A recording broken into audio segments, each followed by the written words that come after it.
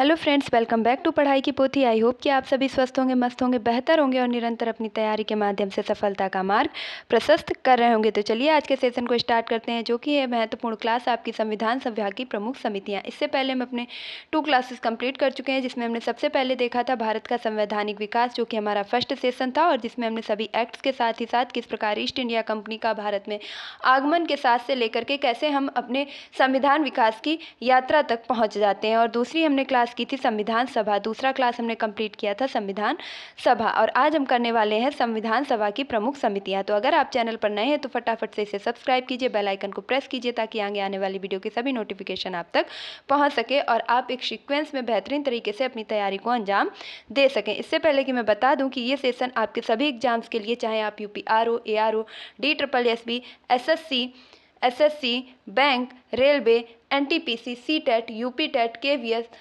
और इसी के साथ साथ आपका BPSC, अन्य सभी एग्जाम्स, RO, ARO, जहाँ कहीं भी सामान्य अध्ययन के प्रश्न पूछे जाते हैं, सभी के लिए श्रृंखला महत्वपूर्ण रहेगी। तो चैनल को सब्सक्राइब कर लीजिए और सेशन से फटाफट से जुड़ जाइएगा। तो आज के सेशन को स्टार्ट करने से पहले हम क्या करेंगे कि पहले हमने जितनी भी चीज़ें पढ़ रखी हैं फर्स्ट सेशन में, सेकेंड सेशन में, उनको एक बार रिकॉल करेंगे, ताकि हमारी जो तैयारी है वो एक सीक्वेंस में चलती रहे, हम चीज़ों को ना भूलें। तो हमने सबसे पहले देखा था कि 1600 ईस्वी में अंग्रेजों का आगमन होता है और महारानी एलिजाबेथ क्या करती हैं कि 15 वर्षों का अधिकार पत्र इन्हें प्रदान कर देती हैं कि जाइए और भारत में अपना व्यापार कर लीजिए जाकर के। यही ईस्ट इंडिया कंपनी क्या करती है कि भारत में अपना व्यापार प्रारंभ कर देती है। व्यापार प्रारंभ करने के बाद में धीरे धीरे ये अपनी जो रुचि होती है वह राजनीतिक क्षेत्र में भी बढ़ाती है, और जिसके चलते क्या होता है कि 23 जून 1757 को हो जाता है प्लासी का युद्ध, और प्लासी के युद्ध में सिराजुद्दौला को हार का सामना करना पड़ता है। जीतता कौन है? तो अंग्रेजों की तरफ से जीत जाता है क्लाइव, और उस समय जब क्लाइव जीत जाता है तो ये होता है बंगाल का गवर्नर। तो प्रश्न आपसे कई बार पूछा जाता है कि बंगाल का गवर्नर कौन था? तो बंगाल का यदि प्रथम गवर्नर की बात की जाए तो बंगाल का फर्स्ट गवर्नर था क्लाइव। इसके बाद में क्या होता है कि यहाँ से अंग्रेजों की जो शक्ति है वह बढ़ने की नींव पड़ जाती है, और देन उसके बाद में होता है 1764 में बक्सर का युद्ध। 1764 में बक्सर का युद्ध मीर कासिम और साथ ही साथ नवाब शुजाउद्दौला मुगल शासक शाह आलम द्वितीय के साथ होता है, और जिसमें अंग्रेजों की तरफ से जो भाग ले रहा होता है वह कौन होता है? वह होता है आपका हेक्टर मुनरो। और हेक्टर मुनरो क्या करता है कि अंग्रेजों की तरफ से नेतृत्व करता है, और इसमें भी क्या होता है कि मीर कासिम को हार का सामना करना पड़ता है और हेक्टर मुनरो जीत जाता है, जिसके चलते यह 1765 में करता है इलाहाबाद की संधि। और संधि करने के लिए क्योंकि यह क्लाइव को बुलाता है, क्योंकि क्लाइव क्या होता है, इससे ज़्यादा समझदार होता है, पहले के एक युद्ध में भाग ले चुका होता है। 1765 में क्या करता है कि क्लाइव आकर के द्वैत शासन आपका लागू कर देता है। प्रश्न पूछा जाता है कि बंगाल में सबसे पहले द्वैत शासन किसने लागू किया? तो क्लाइव के द्वारा लागू किया गया। द्वैत शासन के तहत क्या था कि जितने भी दीवानी अधिकार थे उन पे सब पे ईस्ट इंडिया कंपनी का अधिकार होगा, यानी कि जितने भी आय से संबंधित काम होंगे वो ईस्ट इंडिया कंपनी देखेगी। वहीं अगर व्यय की बात की जाए तो जितने भी व्यय से संबंधित, खर्चे से संबंधित कानून होंगे वह कौन देखेगा? तो बंगाल के नवाब देखेंगे। इस चीज को देखते हुए महारानी के प्रति जनता में रोष उत्पन्न हुआ, जिसके चलते महारानी ने 1773 का रेगुलेटिंग एक्ट लाया, और रेगुलेटिंग एक्ट के तहत किसको भेजा? वारेन हेस्टिंग्स को। और वारेन हेस्टिंग्स ने आते ही क्या किया कि बंगाल के गवर्नर जनरल का पद धारण कर लिया। अब कौन बन गया? तो पहले था बंगाल का गवर्नर जो कि था क्लाइव, अब हो गया है बंगाल का गवर्नर जनरल, और कौन बन गया है? तो वारेन हेस्टिंग्स। और वारेन हेस्टिंग्स आकर के क्या करता है कि द्वैत शासन को समाप्त कर देता है।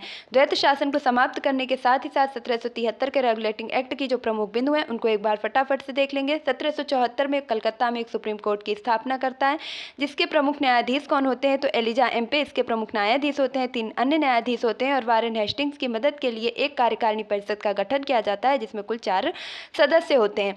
साथ ही साथ उस समय जो ब्रिटेन के PM होते हैं वो लॉर्ड नॉर्थ होते हैं, और इस समय जो बम्बई है, मद्रास है, वहाँ के भी गवर्नर किसके अधीन कार्य करेंगे? तो वह भी बंगाल के गवर्नर जनरल के ही अधीन कार्य करेंगे, ऐसा कहा जाता है। तो ये था हमारा 1773 का रेगुलेटिंग एक्ट। देन इसके बाद में आता है 1784 का पिट्स इंडिया एक्ट, जो कि विलियम पिट के नाम पर आया था, इसलिए इसका नाम पिट्स इंडिया एक्ट पड़ा। और इसके तहत क्या हुआ कि महारानी ने, जो कि अंग्रेजों की शक्ति बढ़ रही थी, और अंग्रेजों की शक्ति बढ़ रही थी राजनीतिक क्षेत्र में, इसलिए इन्होंने 2 भाग बांट दिए। पहला इन्होंने कर दिया BOC और दूसरा कर दिया BOD, board of controller, board of director. Board of controller का कार्य स्वयं महारानी संभालेंगी, जिसमें राजनीतिक मामले होंगे। बोर्ड ऑफ डायरेक्टर में जो व्यापारिक मामले हैं वह ईस्ट इंडिया कंपनी देखेगी। और जिसके चलते फिर आता है 1813 का चार्टर एक्ट। और 1813 के चार्टर एक्ट में महारानी क्या करती हैं कि इनके जो व्यापारिक एकाधिकार है इसको समाप्त करके सिर्फ चाय और चीन के साथ व्यापारिक एकाधिकार को चालू रखती हैं। साथ ही साथ क्या होता है कि पहली बार 1813 में ही 1 लाख रुपए अनुदान देने की भी बात शिक्षा के लिए की जाती है। देन इसके बाद आता है 1833 का चार्टर एक्ट। 1833 के चार्टर एक्ट की प्रमुख बात यह होती है कि यहाँ पर जो गवर्नर जनरल का पद था उसे बदल करके कर दिया जाता है भारत का गवर्नर जनरल। अब जो बंगाल का गवर्नर जनरल था वह भारत का गवर्नर जनरल बन जाता है। और बनने वाला जो पहला व्यक्ति होता है वह होता है विलियम बेंटिक। कौन होता है? William Bentinck. तो एक बार फिर से रिकॉल करेंगे कि बंगाल का पहला गवर्नर क्लाइव बनता है, बंगाल का पहला गवर्नर जनरल वारेन हेस्टिंग्स बनता है, और वहीं पर भारत का पहला गवर्नर जनरल कौन बनता है? तो विलियम बेंटिक बनता है। और 1833 के चार्टर के एक्ट के तहत ही महारानी क्या करती हैं कि ईस्ट इंडिया कंपनी के व्यापारिक एकाधिकार को पूर्णतया समाप्त कर देती हैं। साथ ही साथ यहाँ पर एक विधि आयोग का गठन किया जाता है, और जिसका अध्यक्ष कौन बनता है?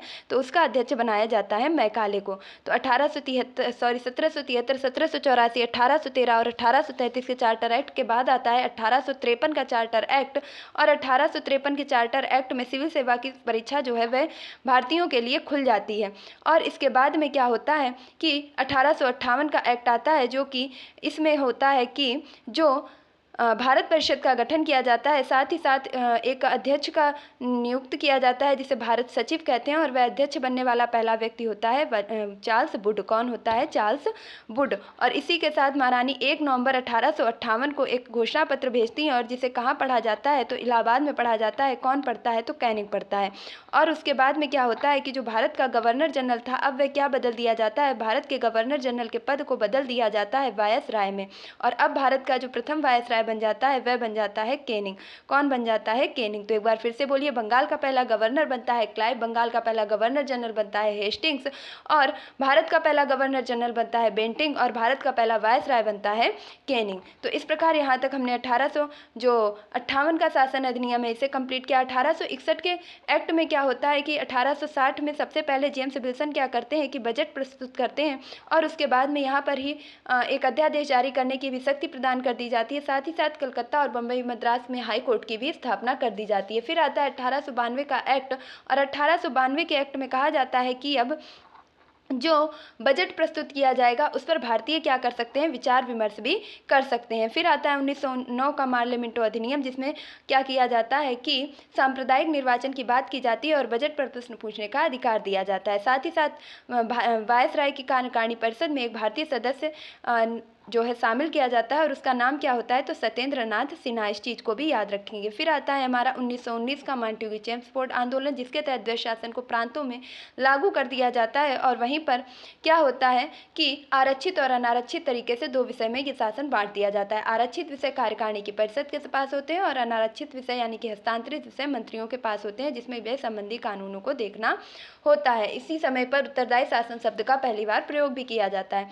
फिर आ जाता है कौन सा एक्ट? तो 1919 के बाद आता है सीधा 1935 का भारत शासन अधिनियम, जिसका प्रभाव हमारे संविधान पर सबसे ज़्यादा देखने को मिलता है। और इस 1935 के गवर्नमेंट ऑफ इंडिया एक्ट में कुल कितने भाग थे? तो याद रखेंगे कि कुल 14 भाग थे। वहीं पर जो धाराएं थी वो कुल 321 धाराएं थीं। और अनुसूचियों की अगर बात की जाए तो अनुसूचियाँ कुल कितनी थी? तो 10 अनुसूचियाँ थीं। 1935 का भारत शासन अधिनियम में अवशिष्ट शक्तियाँ किसके पास थी? तो ये केंद्र में गवर्नर जनरल के पास थी। इसी के तहत 1 अप्रैल 1937 को वर्मा को म्यांमार से अलग कर दिया जाता है, और 2 नए प्रांत उड़ीसा और सिंध को भी बनाया जाता है। संघ सूची, राज्य सूची, संवर्ती सूची को जोड़ा जाता है। रिजर्व बैंक ऑफ इंडिया की भी स्थापना 1 अप्रैल 1935 को की जाती है।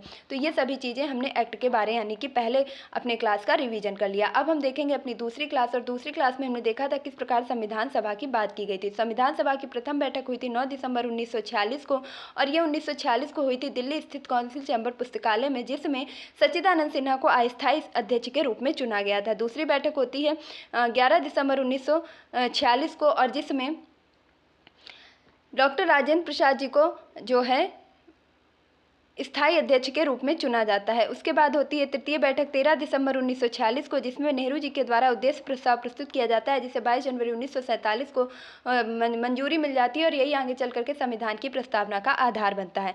साथ ही साथ क्या आता है 24 मार्च 1946 को कैबिनेट मिशन, और जिसमें 3 सदस्य होते हैं, Pethick Lawrence, A B Alexander, Stafford Cripps. ये कहते हैं कि हम आपको संविधान बनाने की अनुमति प्रदान कर रहे हैं। कैबिनेट मिशन के आधार पर एक अप्रत्यक्ष निर्वाचन प्रणाली के तहत चुनाव होता है कि कितने सदस्य मिलकर के संविधान का निर्माण करेंगे, जिसमें 389 सदस्यों को चुना जाता है। चुनाव की जो प्रक्रिया होती है अप्रत्यक्ष होती है। 10 लाख की जनसंख्या पर एक प्रतिनिधि का चुनाव किया जाता है। चुनाव के वोट डालने की जो प्रक्रिया थी वह इस प्रकार थी कि जो विशेष कर देगा, जो विशेष शिक्षा से संपन्न होगा, साथ ही साथ या जो विशेष प्रकार से धनी होगा, वही व्यक्ति यहाँ पर वोट कर सकते थे। सभी लोगों को वोटिंग का अधिकार नहीं था। साथ ही साथ इन 389 सदस्यों में से यदि पूछा जाए कि ब्रिटिश प्रांत से कितने से, तो 292 थे। वहीं देशी रियासतों से 93 थे और चीफ कमिश्नरी से कितने थे, तो 4 से। इन चारों में से जो 11 प्रांतों में ब्रिटिश सरकार थी, चीफ कमिश्नरी प्रांत को दिए गए, और उनमें से 11 में से 7 पर ब्रिटिश ने अपनी सरकार भी बनाई। उसी के साथ साथ क्या होता है कि यहाँ पर द्वितीय बैठक में ही 11 दिसंबर 1946 को मोहम्मद अली जिन्ना पाकिस्तान के लिए अलग संविधान की मांग भी कर देते हैं। मुस्लिम जो लीग है वह इस बैठक का बहिष्कार करती है। साथ ही साथ जो अंबेडकर जी हैं, इनका कहाँ से चुनाव किया जाता है, ये प्रश्न कई बार पूछा जाता है। तो संविधान सभा में जो अंबेडकर जी हैं, इनका चुनाव किया जाता है पूना सीट से। इससे पहले ये कहाँ पर चुनाव लड़ते हैं, तो सबसे पहले ये चुनाव लड़ते हैं पूर्वी बंगाल से, जो कि पाकिस्तान अलग होने के बाद में चला जाता है पाकिस्तान में। इसलिए इन्हें दोबारा से क्या किया जाता है, तो इमा जयकर के स्थान पर इमा जयकर को जो है यहाँ पर इस्तीफा दिलाया जाता है बम्बई प्रेसिडेंसी से, और यहाँ पर दोबारा अंबेडकर जी का चुनाव करवाया जाता है। यानी कि इन्हें संविधान सभा में चुनने के लिए इमा जयकर की जगह पर दोबारा लाया जाता है। तो यहाँ पर आपका ये प्रश्न भी क्लियर हो जाता है। इस प्रकार कुछ हमने देखा कि किस तरीके से संविधान सभा का गठन हुआ और संविधान में कितने सदस्य थे। संविधान को बनने में कुल 2 वर्ष 11 माह 18 दिन का समय लगा। यदि खर्चे की बात की जाए तो संविधान सभा में जो संविधान को बनाने में खर्चा हुआ था वह कुल 64 लाख रुपए खर्च हुआ था। साथ ही साथ कितने अधिवेशन हुए थे, तो कुल 12 अधिवेशन हुए थे। और यदि पूछा जाए कि इसमें जो है कब ये संविधान बनकर के तैयार हुआ था, तो 26 नवंबर 1949 को संविधान बनकर के तैयार हो जाता है। संविधान पर पहले हस्ताक्षर पंडित जवाहरलाल नेहरू करते हैं, अंतिम हस्ताक्षर डॉक्टर राजेंद्र प्रसाद करते हैं। साथ ही साथ ये कहा जाए कि जब संविधान बनकर के तैयार हुआ तो इसे लागू कब किया गया, तो इसे लागू किया गया था 26 जनवरी 1950 को और जनता को समर्पित कर दिया गया था। संविधान को लागू करते समय इसमें कुल कितने अनुच्छेद थे, तो उस समय इसमें 395 अनुच्छेद, जो कि आज भी 395 ही अनुच्छेद हैं। इसमें सिर्फ संशोधन करके उसके कई भाग जोड़ने के कारण अब ये 470 से भी ज़्यादा अनुच्छेद हो गए हैं। मूल अगर बात की जाए तो मूल अनुच्छेद 395 अभी भी हैं। उस समय भाग 22 थे, अब भाग 25 हैं। उस समय अनुसूचियां 8 थी, उसके बाद आपकी 4 अनुसूचियां संशोधन के बाद जोड़ी गई, जो कि वर्तमान में 12 अनुसूचियां हो गई हैं। संविधान सभा का यदि पूछा जाए कि संवैधानिक सलाहकार कौन थे, तो BN राव थे। तो इस प्रकार हमने पूरी संविधान सभा के बारे में डिस्कस किया था। अगर आपको ज़्यादा डिटेलिंग में पढ़ना है तो आप सेकंड वीडियो देख सकते हैं। अब हम स्टार्ट करेंगे आज का थर्ड पोर्शन, जो कि है संविधान सभा की प्रमुख समितियां। तो चलिए स्टार्ट करते हैं सेशन को फटाफट से। तो संविधान सभा द्वारा विभिन्न कार्यों को संपादित करने के लिए अनेक समितियां गठित की गई। उनमें से प्रमुख समितियां आपके सामने हैं। अब हम पहले इनकी समितियों को पढ़ेंगे, उनके नामों को पढ़ेंगे, देन उसके बाद हम अपने क्वेश्चंस कंप्लीट करेंगे। तो संघीय समिति, संविधान समिति की बात की जाए तो इसके अध्यक्ष थे पंडित जवाहरलाल नेहरू। उसके बाद आ जाती है हमारी प्रक्रिया विषयक नियमों संबंधित समिति, यानी कि संचालन समिति या प्रक्रिया समिति की बात कर ली जाए या नियम समिति की बात कर ली जाए, राष्ट्रध्वज तदर्थ समिति की बात कर ली जाए, वह भी आपका क्या हो जाएगा, तो उसके हो जाएंगे आपके डॉक्टर राजेंद्र प्रसाद। ये 2 समितियां हमारी कंप्लीट हो गई हैं। उसके बाद अगर हम बात करें किसकी, संचालन समिति की, तो संचालन के भी क्या हो जाएंगे, डॉक्टर राजेंद्र प्रसाद। फिर आती है हमारी प्रारूप समिति, और प्रारूप समिति के अध्यक्ष होंगे डॉक्टर BR अम्बेडकर। प्रारूप समिति में कुल 7 सदस्य होते हैं और इसके बारे में हम डिटेलिंग में आगे चर्चा कर लेंगे। अभी फिलहाल हम यहाँ समितियाँ और उनके संस्थापक या उनके अध्यक्ष पढ़ेंगे। तो प्रारूप समिति के अध्यक्ष थे BR अम्बेडकर। फिर आ जाती है मौलिक अधिकार। तो अधिकार वही दिलाएगा जिसमें क्या होगा, सरदार होगा। एक सरदार हमें क्या दिलाता है, अधिकार दिलाता है। तो मौलिक अधिकार समितियों के अध्यक्ष थे सरदार वल्लभ भाई पटेल। और जिन्होंने किनको अधिकार दिलाए, इसे हम सिर्फ रिलेट कर सकते हैं अल्पसंख्यकों, जनजातियों एवं साथ ही साथ अपवर्जित क्षेत्र संबंधी सलाहकार के भी कौन थे, तो सरदार वल्लभ भाई पटेल। वहीं अगर बात की जाए कि मूल अधिकार की उप समिति के अध्यक्ष कौन थे, तो किसने कृपा कर दी थी, JB कृपलानी ने। मूल अधिकार की उप समिति पे कृपा किसने कर दी, कृपलानी ने, तो JB कृपलानी। अल्पसंख्यक उप समिति के अध्यक्ष कौन थे, तो HC मुखर्जी। फिर से याद रख लीजिएगा, मौलिक अधिकार और अल्पसंख्यक समिति के अध्यक्ष पूछा जाए तो सरदार पटेल, मौलिक अधिकार उप समिति के जेबी कृपलानी और अल्पसंख्यक उप समिति के एचसी मुखर्जी। आई होप कि आप चीज़ों को आसानी से समझ पा रहे होंगे। नेक्स्ट है पूर्वोत्तर सीमांत जनजातीय क्षेत्र और असम के अपवर्जित एवं आंशिक रूप से अपवर्जित क्षेत्र संबंधी उप समिति, यानी कि सीधे सीधे हम आपसे कह सकते हैं कि जो पूर्वोत्तर राज्य के संबंध में जो समिति बनाई गई थी उसके अध्यक्ष कौन थे, तो वह थे गोपीनाथ बारदोलाई। अपवर्जित एवं आंशिक रूप से अपवर्जित क्षेत्रों में जो संबंधित उप समिति बनाई गई थी उसके थे एवी खट्टर। संघीय शक्तियों की समिति के थे पंडित जवाहरलाल नेहरू। जैसा कि हमने पहले ही कहा, संघ समिति संघीय समिति दोनों के कौन हो जाएंगे, सर जवाहरलाल नेहरू। प्रांतीय समिति सरदार वल्लभ भाई पटेल। कार्य संचालन के एम मुंशी। कार्य कौन संचालित करेगा, तो मुंशी जी संचालित करेंगे। अधिकार कौन दिलाएगा, तो सरदार जी दिलाएंगे। प्रांतीय समिति के सरदार वल्लभ भाई पटेल। अधिकार मूल अधिकार सरदार वल्लभ भाई पटेल। संबंधी समिति और सदन समिति के बी पट्टाभी सीतारमैया। राष्ट्रीय ध्वज तदर्थ समिति के डॉक्टर राजेंद्र प्रसाद। स्टार्टिंग में भी चर्चा की थी, प्रांतीय समिति सभा संचालन समिति, नियम समिति, राष्ट्रध्वज तदर्थ समिति, तीनों के कौन हो जाएंगे, डॉक्टर राजेंद्र प्रसाद। फिर आ जाएगा आपका राज्यों से संबंधित समिति पंडित जवाहरलाल नेहरू। वित्त एवं स्टाफ समिति डॉक्टर राजेंद्र प्रसाद। प्रत्यक्ष पत्र समिति अल्लादी कृष्णा स्वामी अय्यर। संविधान सभा के कार्यों की समिति तो जीवी बबलांकर। यहाँ पर जो चीज़ें नहीं दी गई हैं मैं उन्हें भी शामिल करने की कोशिश कर रही हूँ। साथ ही साथ आपका कार्य संचालन के कौन थे, तो एम मुंशी। आई होप कि आपको चीज़ें याद हो चुकी होंगी। अब हम देखेंगे प्रारूप समिति के बारे में, जिसके अध्यक्ष कौन थे, तो BR अंबेडकर। इसमें कुल कितने सदस्य थे, तो 7 सदस्य थे, जिनमें N गोपाल स्वामी अय्यर, अल्लादी कृष्णा स्वामी अय्यर, KM मुंशी, मोहम्मद सादुल्ला, BL मित्र एवं DP खेतान शामिल थे। तो हम कृष्ण जी के जितने भी पर्यायवाची हैं उनको ध्यान रखेंगे, तो गोपाल स्वामी हो जाएंगे, कृष्णा स्वामी हो जाएंगे, KM मुंशी हो जाएंगे, सादुल्ला हो जाएंगे, BL मित्र हो जाएंगे, DP खेतान हो जाएंगे। तो ये सभी क्या थे, प्रारूप समिति के सदस्य थे। अध्यक्ष कौन थे, BR अंबेडकर थे। नेक्स्ट है, बाद में BL मित्र के स्थान पर माधवराव एवं DP खेतान की वर्ष 1948 में मृत्यु हो जाने पर TT कृष्णामाचारी को इस समिति में शामिल किया गया था। तदर्थ झंडा समिति का गठन संविधान निर्मात्री परिषद ने 23 जून 1947 को किया था। कब किया था, तो 23 जून 1947 को किया था। इसके अध्यक्ष डॉक्टर राजेंद्र प्रसाद थे। अन्य सदस्य थे अबुल कलाम आज़ाद। यानी कि अब हम किसकी बात कर रहे हैं, झंडा समिति की। इस चीज़ को याद रखेंगे। अब हम ड्राफ्टिंग कमेटी यानी कि प्रारूप समिति की नहीं, झंडा समिति की बात कर रहे हैं, जिसके अध्यक्ष हैं डॉक्टर राजेंद्र प्रसाद। कुल कितने सदस्य हैं, तो अबुल कलाम आज़ाद है, सरोजनी नायडू है, राजगोपालाचारी हैं, KM मुंशी हैं और BR अंबेडकर हैं। वहीं अगर हम किसकी बात कर लें कि जो आपकी प्रारूप यानी कि ड्राफ्टिंग कमेटी है उसका गठन कब किया गया था, उसका गठन किया गया था 29 अगस्त 1947 को। कब किया गया था, 29 अगस्त 1947 को। और 23 जून 1947 को किया गया था झंडा समिति का। नेक्स्ट देखेंगे, अगला है आपका, अब हम सीधे चर्चा करेंगे अपने प्रश्नों पर। यानी कि अभी तक हमने क्या किया, रिवीजन किया, आज के टॉपिक को पढ़ा और अब हम उनके क्वेश्चंस को करेंगे, प्रैक्टिस करेंगे। तो निम्नलिखित में से संविधान सभा की संघ समिति के अध्यक्ष कौन थे, तो हमने अभी देखा कौन थे, Jawaharlal Nehru. Option number C is the right answer. अगला प्रश्न है आपके सामने। अब देखिए यहाँ पर समितियाँ दी गई हैं, तो हम एक बार फिर से इनका क्या करेंगे, फटाफट से रिविजन करते हुए चलेंगे। उद्देश्य सिर्फ इतना है कि जब ये सीरीज जिस दिन अंत हो रही हो उस दिन आप संविधान को अच्छी तरीके से, भली भांति तरीके से समझ चुके हों और वनडे एग्जाम्स के साथ साथ अन्य सभी एग्जाम्स में आप संविधान से बनने वाले प्रश्नों को गलत ना करें। संघ समिति संविधान समिति के कौन हो जाएंगे, जवाहरलाल नेहरू।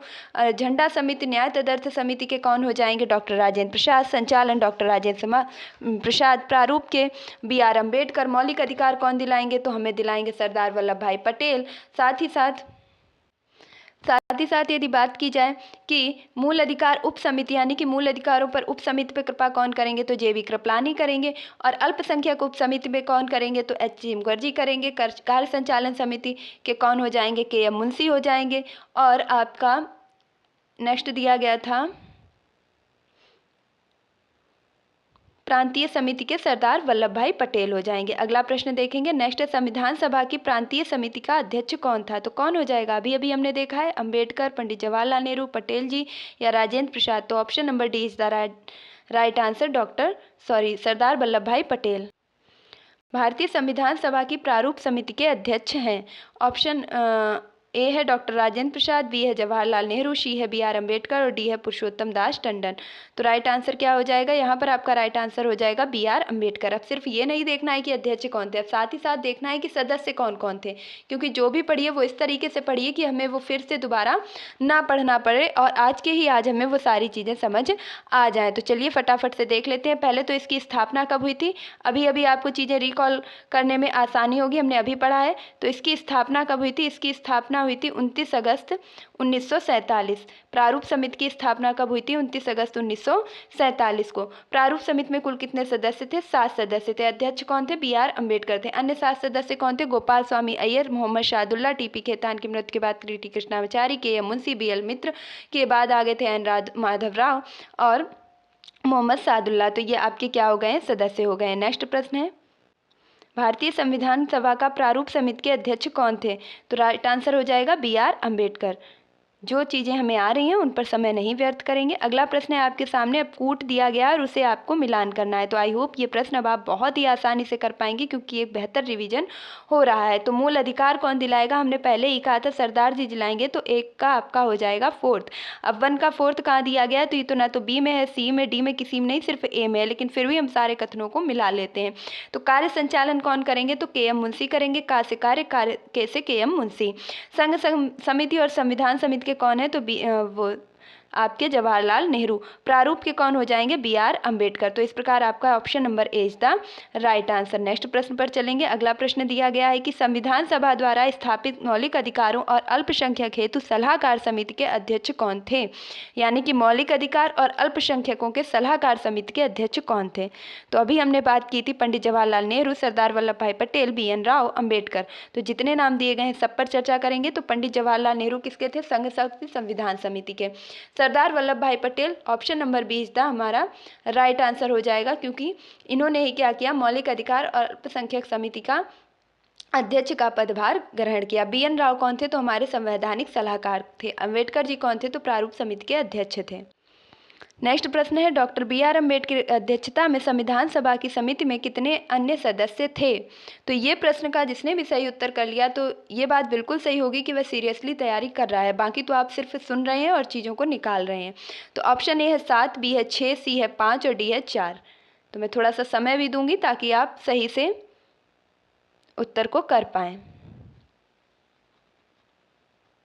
तो यहाँ पर राइट आंसर हो जाएगा option number B is the right answer, यानी कि 6 सदस्य। अब क्यों? तो थोड़ा समझ लीजिएगा कि बी आर अम्बेडकर की अध्यक्षता में, यानी कि अध्यक्ष को छोड़कर, अध्यक्षता तो वह कर ही रहे हैं, अब उनकी अध्यक्षता में यानी कि उनसे नीचे उनके अन्य सदस्य, संविधान सभा की प्रारूप समिति के कितने अन्य सदस्य थे? देखिए अन्य भी दे दिया गया है, अध्यक्षता में दे दिया गया है, यानी कि आपको अंबेडकर जी को छोड़ के सदस्यों को काउंट करना है। तो कुल सदस्य 7 थे, लेकिन अगर अंबेडकर जी अध्यक्ष को हटा दिया जाए तो सदस्य आपके कितने थे? 6 थे। नेक्स्ट अगर हम प्रश्न देखें तो अगला प्रश्न कहा गया है कि निम्नलिखित में से कौन संविधान के प्रारूप समिति के सदस्य थे? ऑप्शन ए है एन गोपाल स्वामी, बी है जवाहरलाल नेहरू, सी है लादी कृष्णा स्वामी अय्यर और डी है सरदार पटेल। तो जहाँ तक मुझे याद है कि मैंने जितने भी आपके नाम पढ़े, कई बार लिए, तो आपको याद होगा कि एन गोपाल स्वामी अय्यर थे। जैसे का मैंने कहा कि कृष्ण जी के सारे पर्यायवाची रट लीजिए, और साथ ही साथ जवाहरलाल नेहरू आपके संघ संविधान समिति के थे, सरदार पटेल आपके मौलिक अधिकार और अल्पसंख्यक समिति के थे। तो यहाँ पर राइट आंसर हो जाएगा 1 और 2, जो कि ऑप्शन नंबर सी में दिया गया है। तो option number C is the right answer. अभी साथ ही साथ और कौन कौन से थे सदस्य, उनके भी नाम देख लीजिए एक बार। तो गोपाल स्वामी अयंगर, अल्लादी कृष्णा स्वामी Ayyar, K M Munshi, Mohammad Saadulla, B L Mitra की जगह पर कौन आ गए थे? D P Khaitan. B L Mitra के स्थान पर M Madhavrao, D P Khaitan की जगह आ गए थे टी कृष्णाचारी। तो फिर एक बार देख लीजिएगा अगर थोड़ा भी कन्फ्यूजन है। गोपाल स्वामी अयंगर फर्स्ट हो गए, अल्लादी कृष्णा स्वामी अय्यर सेकेंड हो गए, के एम मुंशी थर्ड हो गए, और बी एल मित्र के स्थान पर एन माधव राव, यानी पहले कौन थे? बी एल मित्र थे, उसके बाद एन माधव राय आए थे, तो चौथे ये हो गए। डीपी खेतान की जगह पर टी कृष्णाचारी आए थे, तो 5 में ये हो गए। अब आपके कौन बचते हैं? तो बी आर अम्बेडकर। और नेक्स्ट प्रश्न है आपके सामने, संविधान पांडुलेखन समिति का निम्न में से कौन सदस्य नहीं था? पांडुलेखन समिति, ड्राफ्टिंग कमेटी, नाम देख लीजिएगा, ड्राफ्टिंग कमेटी, पांडुलेखन समिति, प्रारूप समिति, ये तीनों एक ही के नाम हैं। और उसके सदस्य कौन नहीं थे? तो मोहम्मद सादुल्लाह थे, के अय्यर थे, के एम मुंशी थे, और कौन नहीं थे? तो आंसर आपका राइट हो जाएगा यहाँ पर ऑप्शन नंबर डी, यानी कि जवाहरलाल नेहरू आपके सदस्य नहीं थे। अगला है, भारतीय संविधान सभा ने बी आर अम्बेडकर की अध्यक्षता में प्रारूप समिति का गठन कब किया? ऑप्शन है 13 दिसंबर 1946 को हमारी संविधान सभा की तृतीय बैठक हुई थी, जिसमें जवाहरलाल नेहरू ने उद्देश्य प्रस्ताव प्रस्तुत किया था, जिसे 22 जनवरी 1947 को क्या मिल गई थी? तो स्वीकृति मिल गई थी, और यह आगे जाकर के संविधान की प्रस्तावना का अधिकार भी बना था। 22 जनवरी 1947 को ये क्या हुआ था? उद्देश्य प्रस्ताव को स्वीकृति मिल गई थी। 3 जून 1947 की ऐसी कोई घटना मुझे फिलहाल याद नहीं है, और यहाँ पर जो राइट आंसर हो जाएगा वह हो जाएगा 29 अगस्त 1947। तो बी आर अम्बेडकर के द्वारा जो प्रारूप समिति है उसका गठन कब किया गया था? तो उसका गठन किया गया था 29 अगस्त 1947 को। Option number D is the right answer. Next प्रश्न है, संविधान निर्मात्री परिषद की झंडा समिति के अध्यक्ष कौन थे? सी गोपालाचारी थे, डॉक्टर राजेंद्र प्रसाद थे, जे बी कृपलानी थे, बी आर अम्बेडकर थे। तो बी आर अम्बेडकर प्रारूप समिति के थे, जिसे ड्राफ्टिंग कमेटी, पांडुलेखन समिति भी कहते हैं।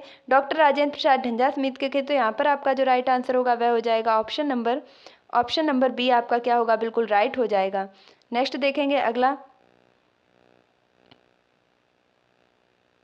तो देखिए, आज के आपके जो प्रश्न थे वे लगभग यहीं तक थे। अब हम जो अपना नेक्स्ट टॉपिक करेंगे अगली क्लास में वह हो जाएगा संविधान के स्रोत, कि हमने संविधान में कौन कौन सी चीज़ें कहाँ कहाँ से ली हैं। तो एक बार हमने जितना भी अभी पढ़ा है, यानी कि सिर्फ आज की क्लास में जितना पढ़ा है उसका रिवीजन कर लेते हैं। तो सारी समितियाँ और सारे अध्यक्ष जो हैं एक बार हम उन्हें फिर से रिकॉल करेंगे, ताकि भूलने की कोई भी गुंजाइश बिल्कुल भी ना बचे। तो उसके लिए हम रिवीजन करेंगे कि संघीय संविधान समिति के अध्यक्ष कौन थे? तो उसके थे पीटी नेहरू। कौन थे? पीटी नेहरू थे। वहीं प्रांतीय समिति और मूल अधिकार अल्पसंख्यक परामर्श के कौन थे? सरदार वल्लभ भाई पटेल थे। सभा संचालन नियम समिति राष्ट्रध्वज समिति के कौन थे? डॉक्टर राजेंद्र प्रसाद थे। मूल अधिकार पर उप समिति जो बनी तो कृपा किसने कर दी? जे बी कृपलानी ने कर दी। किसने कर दी? जे बी कृपलानी ने कर दी। प्रारूप समिति के कौन थे? तो बी आर अम्बेडकर थे। अल्पसंख्यक सलाहकार समिति के कौन थे? तो एच सी मुखर्जी थे। कार्य संचालन समिति के कौन थे? तो के एम मुंशी थे। वहीं अगर बात की जाए संविधान सभा के कार्यों की समिति, कार्य संचालन समिति अलग है, संविधान सभा कार्यों की समिति के अध्यक्ष थे आपके जीवी मवलांकर। कौन थे? जीवी मवलांकर थे। नेक्स्ट अगर हम बात करें कि जो प्रारूप समिति है इसका गठन कब किया गया था, तो 29 अगस्त 1947 को प्रारूप समिति का गठन किया था। कुल 7 सदस्य थे, अम्बेडकर जी उसके अध्यक्ष थे। वहीं पर अगर बात की जाए कि संविधान को बनने में 2 वर्ष 11 माह 18 दिन का समय लगा, 12 अधिवेशन हुए। संविधान सभा की अंतिम बैठक 24 जनवरी 1950 को हुई, जो कोई 12वां अधिवेशन था। संविधान को लागू 26 जनवरी 1950 को किया गया। संविधान सभा जब बनकर के तैयार हुई थी तो 395 अनुच्छेद थे, 22 भाग थे, 8 अनुसूचियां थी। वर्तमान में 395 ही अनुच्छेद हैं, जिनमें संशोधन करके क्या किया गया है, इनके अनुच्छेदों को बढ़ा दिया गया है। वहीं अगर भाग की बात की जाए तो 25 और अनुसूचियां वर्तमान में आपकी कितनी हो चुकी हैं? 12 हो चुकी हैं। तो अब तक हमने जितना भी पढ़ा, आई होप आपको चीज़ें जरूर समझ आई होंगी। आपको क्लास अगर थोड़ी सी भी अच्छी लगी है तो इसे प्लीज़ एक बार लाइक जरूर कीजिएगा। आपका एक लाइक मेरा काफ़ी हौसला बढ़ाता है, नेक्स्ट वीडियो लाने के लिए इंस्पायर करता है। और अगर आप चैनल पर नए हैं तो फटाफट से इसे सब्सक्राइब कीजिए, बेल आइकन को प्रेस कीजिए, ताकि आगे आने वाली वीडियो की सभी नोटिफिकेशन आप तक पहुँच सकें। मिलती हूँ अपने नेक्स्ट वीडियो में, तब तक के लिए खुश रहिए, मस्त रहिए, पढ़ाई में निरंतरता बनाए रखिए, अपने माता पिता गुरुजनों का सम्मान कीजिए और पढ़ाई की पोथी को सपोर्ट कीजिए। Thank you for watching this video.